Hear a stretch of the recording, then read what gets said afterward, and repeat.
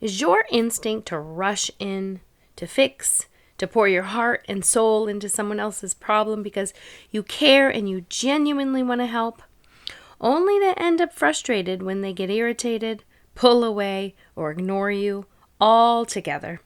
It's usually in that moment you hear yourself saying, "I was just trying to help," almost as if you have to defend yourself.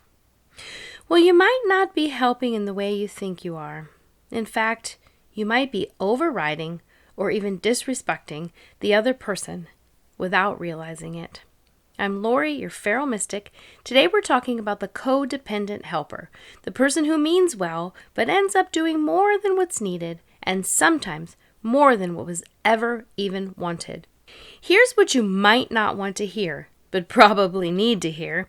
That instinct to rush in, fix, organize, rescue, or take over, that's not about the other person, that's about you. It's a form of control disguised as helping. And most of the time, it isn't done on purpose. It isn't conscious.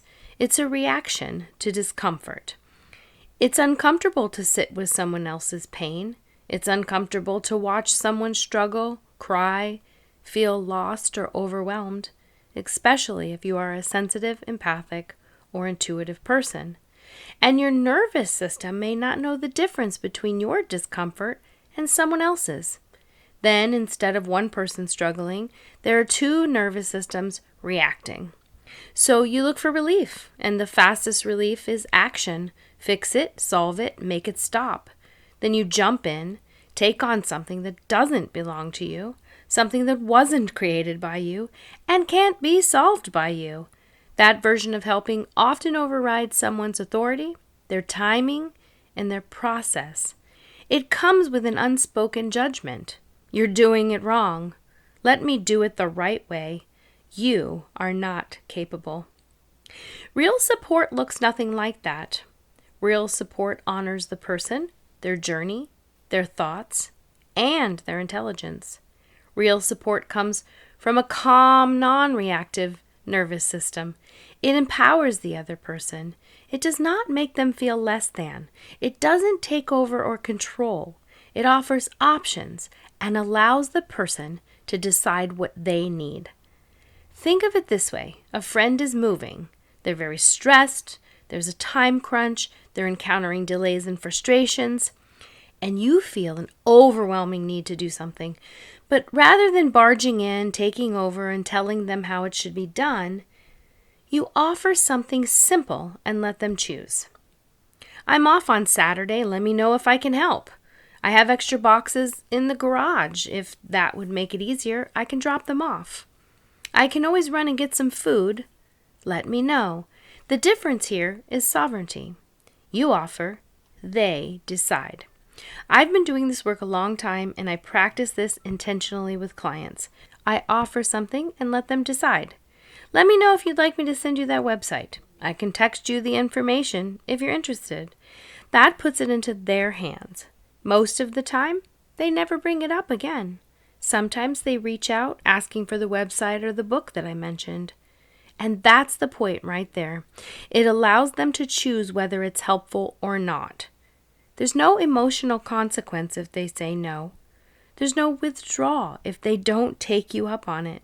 Your sense of worth isn't riding on whether your help is accepted.